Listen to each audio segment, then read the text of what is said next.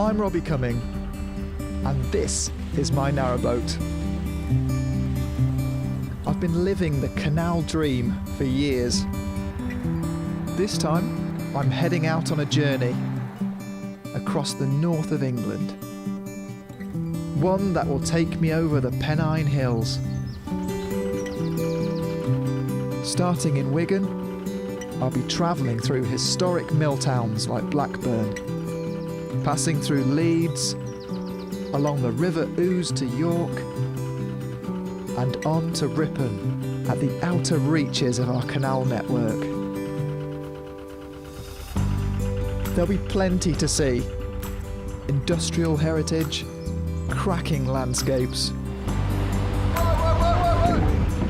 plus a few bumps and scrapes along the way. Jump on board for my Canal Boat Diaries.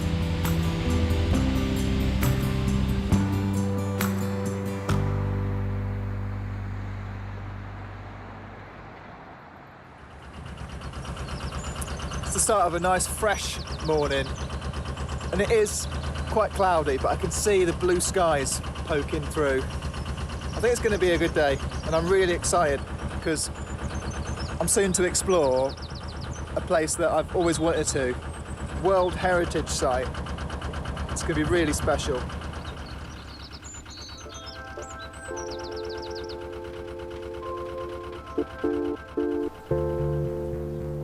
On this leg of the journey, I'll be exploring the industrial village of Saltaire, stopping off in Leeds and then heading to Castleford and on to Ferrybridge on the Aire and Calder navigation. It's around 29 miles in all.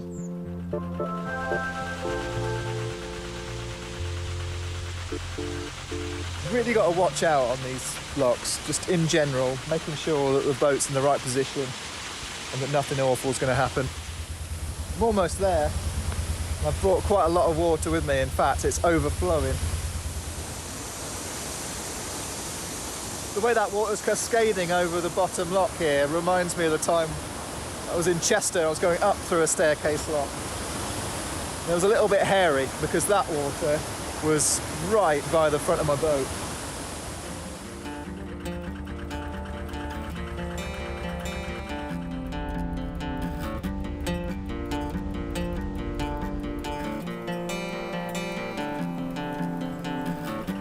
This aqueduct was built in the 1770s, designed by James Brindley, one of the fathers of the canals in terms of engineering.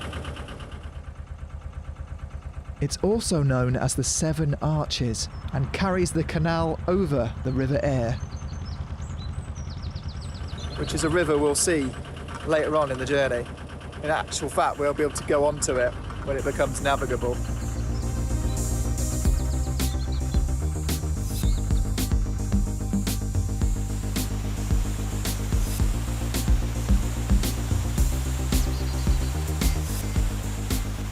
A little further on, there's a swing bridge that was originally built to access Hurst Watermill that once served the local woolen trade. It's a busy spot. Oh, it's a bit of a nightmare really, because everyone's trying to cross whilst I'm trying to open it. There's even a car that's just turned up. Well, they're going to have to wait, because now I have to walk the long way round because I can't moor on the same side as where the bridge pivots. Right, so with everyone waiting for me to take my boat through, yeah, I've just got to crank it and hopefully they don't mind.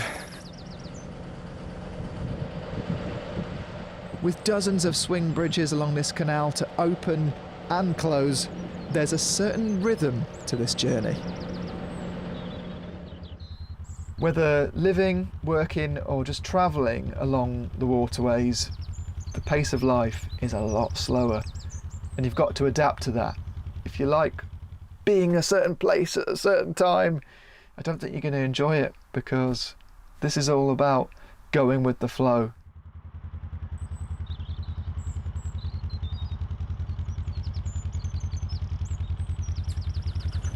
Just ahead of me are the visitor mooring for Saltaire, and this is a place I want to stop and explore.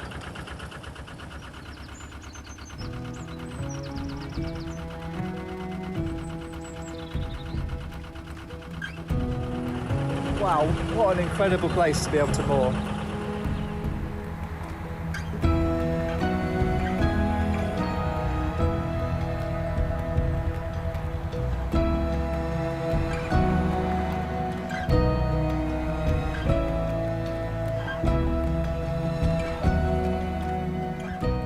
Saltaire was built in the 1850s by Sir Titus Salt, a leading industrialist in Yorkshire's textile industry.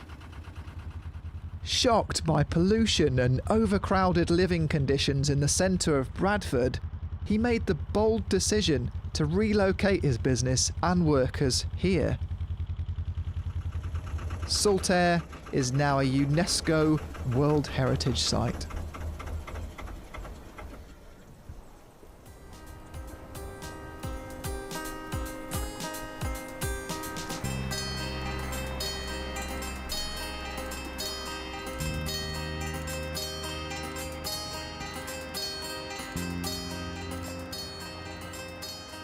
I'm exploring all these terraced streets, and a lot of the street names seem to be named after members of the Salt family.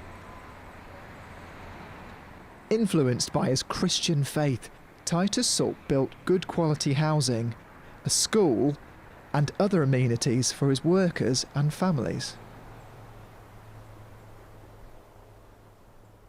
For 5 years I've lived on this boat, but during the last year, a lot has changed. When I'm not on my boat, I spend time in a terraced house next to the Rochdale Canal with my girlfriend. A house is obviously very luxurious for someone who's lived on a boat for 5 years. You've got a bath, you've got everything. You can do your washing whenever you want. You don't have to empty your own toilet. I feel like I'm living a double life. But I'm lucky, as it's not a bad life, and this is a great spot.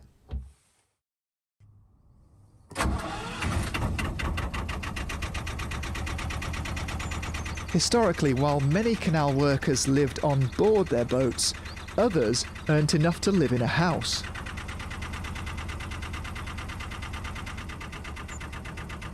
As I arrive in Shipley, the canal takes me past this cluster of cottages, once home to boat families. It must have been quite something to be able to afford somewhere on land after having to live in such a cramped accommodation such as a boat. I definitely feel some kind of connection there. Yeah.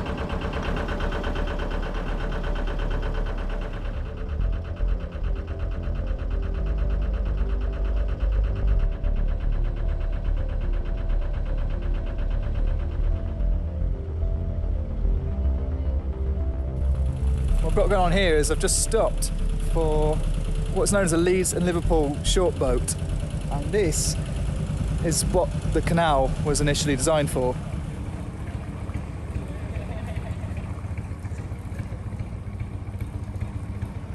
Do you know much about the history of the canal as an owner of, or part owner of this historic vessel? I wouldn't claim to be an authority, but I do know that these are the trading boats of this canal, and there were thousands of them in its heyday.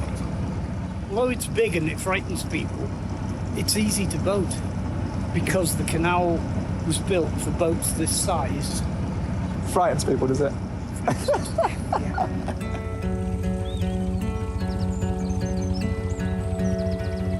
These broad vessels were capable of carrying up to 45 tons, a payload twice that of a standard narrowboat.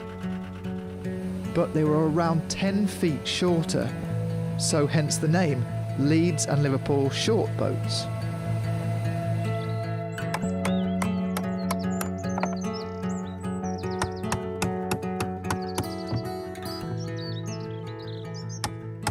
I've had a pallet on my roof for what feels like miles of canal, and I think it's a good day today to actually chop it up and prepare it for something that I'm working on. I'm not that great at DIY. I just go for it, you know, just get a piece of wood, try and fit it to sort of where I want it to be, and then just trial and error until I'm happy enough with it. I think the key to my DIY is a form of anti-perfectionism. That's the only way I can live with it.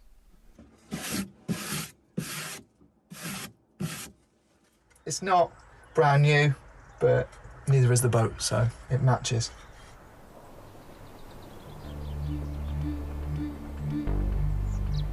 Just north of Field Locks is the Yorkshire village of Esholt. It was used for a time as the filming location for Emmerdale. Nowadays, the TV soap uses a set based on the village.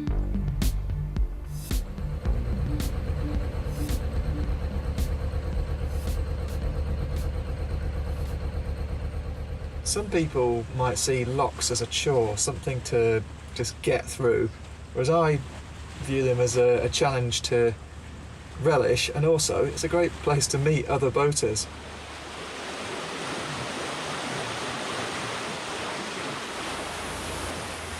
Do you share your boat with your partner? Claudia, yeah. It's Claudia's boat. I'm there sometimes. Yeah. Cool. What's the community of boaters like in this area? Welcoming, friendly, people that stay in locks to help you go down, things like that. Yeah. I think people just, they help you out wherever they can, which is pretty nice. Have you stayed over winter on that boat? I have, yeah. So she went away last winter and I stayed on it, and it was chilly, but we've got a wood burner, so it was probably cosier than a house. Hopefully we can make the most of these locks together. Cool.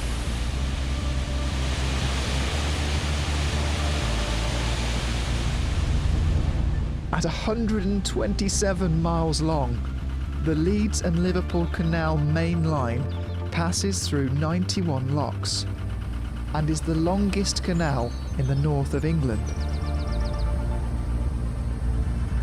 Such was the scale of this project, it took 46 years to build and was completed in 1816.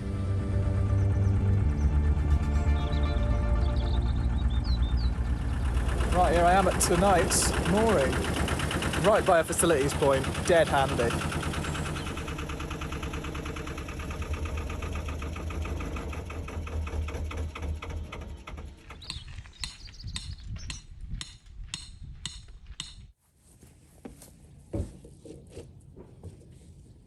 Feeling a bit peckish, so I'm going to make myself some nachos, except instead of using tortilla chips, I'm going to be merging a couple of different cuisines here. Tex-Mex meets Italian, because I'm going to use some gnocchi.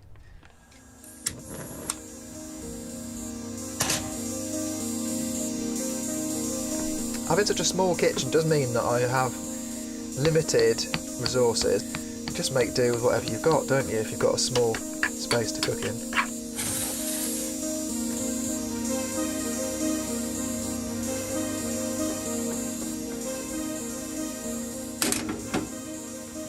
Quite excited about this. I've never had this before. Let's give it a go. It's certainly very colourful. It's got a lot of different things in here. Come on, let's have a go at this. Messy but extremely delicious. Tex-Mex Italian.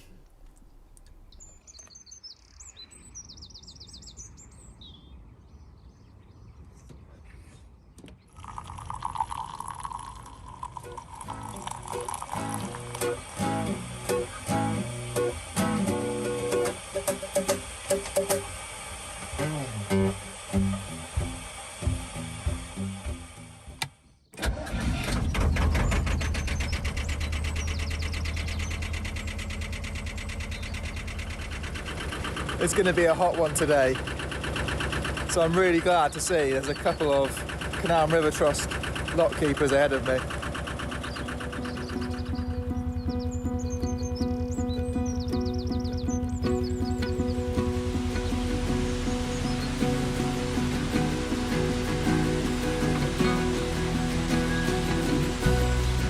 The climate and the weather for this part of the country is, generally speaking, very mixed. You can either have grey clouds, rain, snow, So when the sun comes out, it is extra special. And yeah, magic happens.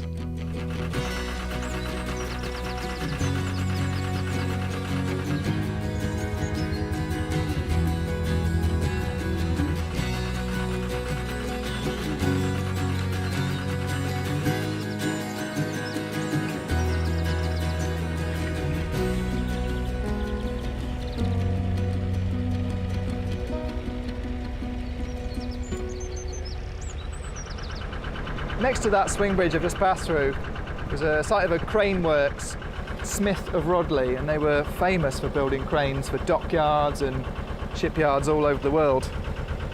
One of the largest construction sites to use them was the Manchester Ship Canal, 36 miles that linked Manchester to the Irish Sea.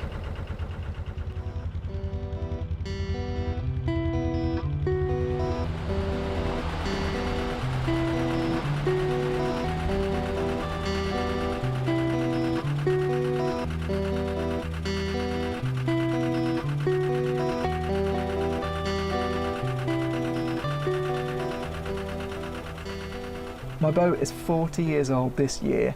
It's getting on, isn't it? But it's got that character that you just wouldn't get with a new boat. All right, there are some bits I'd love to change, and if I changed them, then I'd find something else, I'm sure. And there's some major work that perhaps I need to do, but I just love the look of it. It's an old boat, and I've just got to take care of it and maintain it as best I can.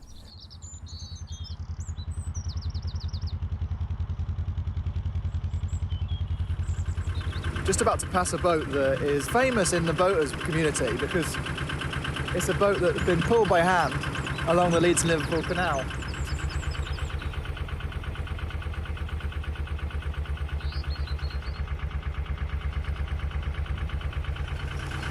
Absolutely incredible.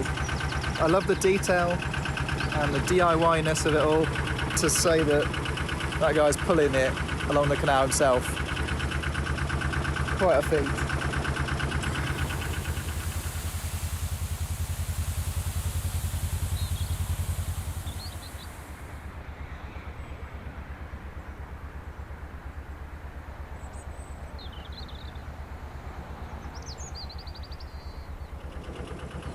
I'm just coming into Kirkstall now. I just want to moor up because it is so hot today and I'm just exhausted.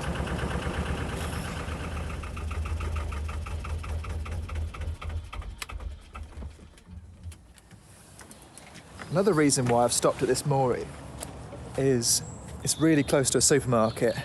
So I've got my backpack here. I'm just going to load up with some fresh food.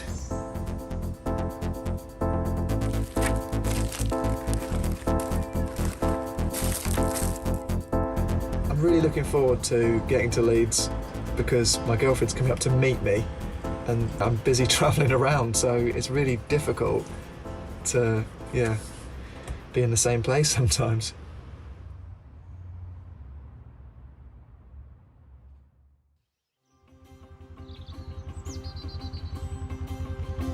With my boat larder stocked up, I can cast off, and it's another fine morning.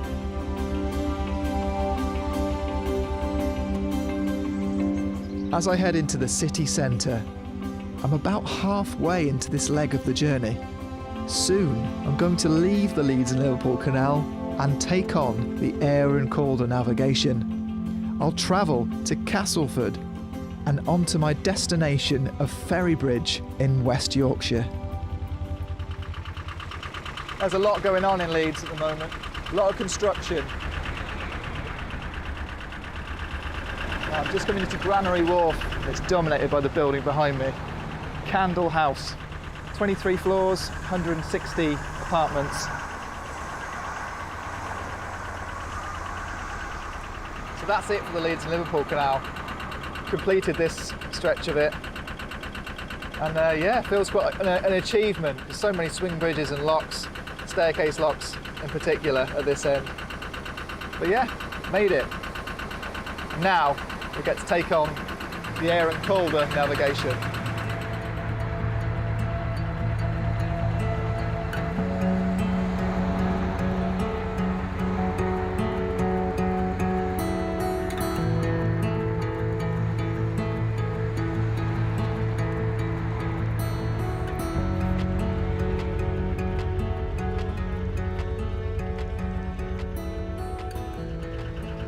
I haven't booked a mooring, so I don't know where I'm going to moor. I'll have to double up against someone else.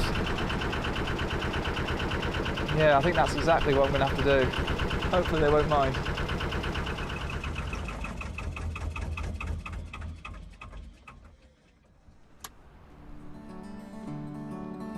I love spending time with Alice, my girlfriend, especially when it's to do with my boat, but she's not a boater, and she's got loads of stuff going on in her own life. What do you think? I've had a bit of a tidy. That's lovely. So it's quite rare that we actually get a day or a weekend even to spend together in my world on the canals. There's a lot of travelling involved.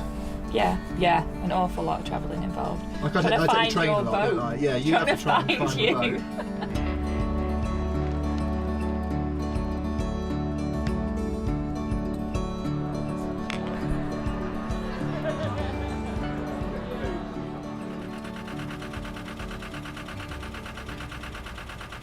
I'm just leaving Leeds dock now, headed on to the next part of my journey, going towards Castleford. It's been such an amazing time here. I love Leeds, and the time that I've spent with my girlfriend here has just been priceless. Had such a good time. But now it's back to my solo adventure.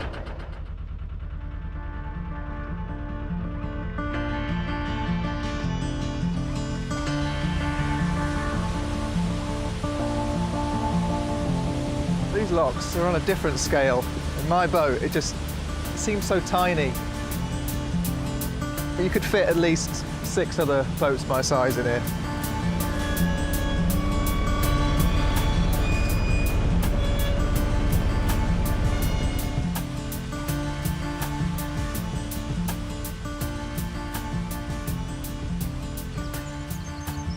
Built on an island in the 1820s, Thwaite Watermill harnessed the power of the River Aire. Its steam-driven crane once unloaded stone from boats, where it was crushed in the mill for the pottery industry.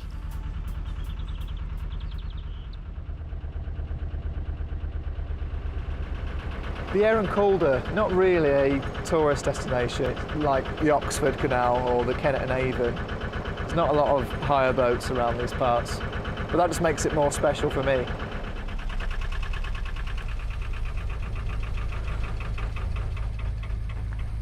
I've just moored up by this massive lock, but it's not really this one that I want to have a look at.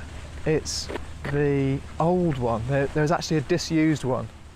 I can't see it from where I'm standing. I'm hoping that if I cross over the navigation and have a look through there, I should find it.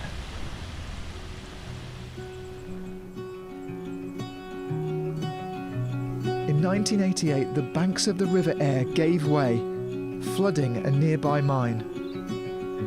The coal was deemed so valuable, they spent millions of pounds trying to save the site. In the process, they had to reroute the navigation, which meant building a new lock. Remnants of the abandoned waterway still exist. You just need to know where to look. This is it. Wow. It is completely overgrown. I was expecting some water in it, but there's just grass all over this bit. I can just about make out all the walls here. I'm inside the middle of the lock now. And from this angle, I can really imagine what it must have been like and how many boats you could actually fit in. It doesn't seem as big as Lemronroyd Lock, the new lock. Mooring bollard. There's a hook there. And there's some old timber work for what I presume would be where the lock gate would be.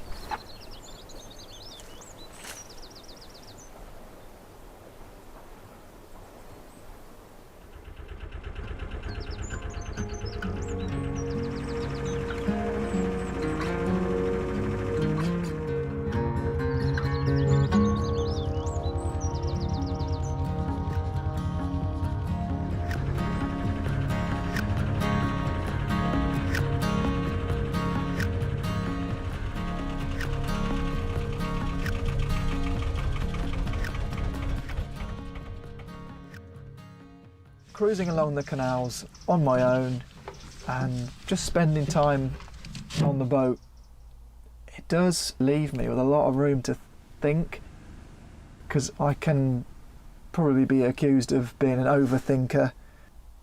So mentally it's quite a challenge to bring yourself back to the moment and try and just enjoy what you're doing.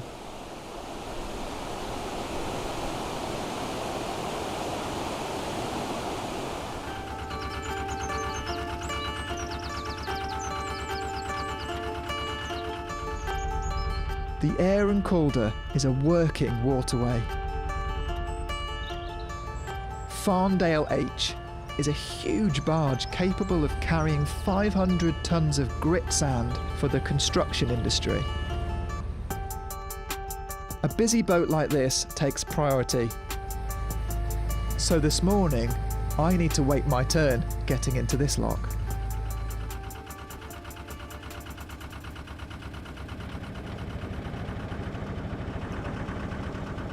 Oh, here we go. My plan to dodge the rain has not really worked out, has it? Here it comes. This tranquil stretch of the water from Castleford to Ferrybridge is known as 5 Mile Pond.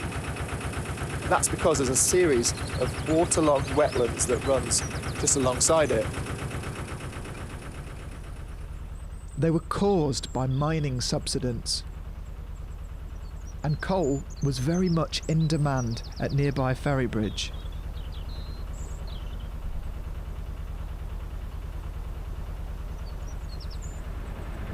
Alongside the River Aire, 3 generations of power station have existed in the form of Ferrybridge. Ferrybridge C, built in the 60s, operated for 50 years supplying the UK with energy until it was decommissioned. And most recently, 2 of the tall towers have been knocked down, and there are only 3 of the larger cooling towers left.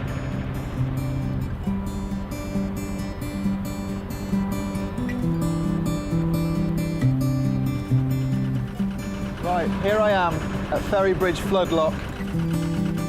I can just feel the rain's about to come down, so luckily I can find a mooring here and shelter from it. That's 29 miles of both the Aaron Calder and Leeds and Liverpool Canal.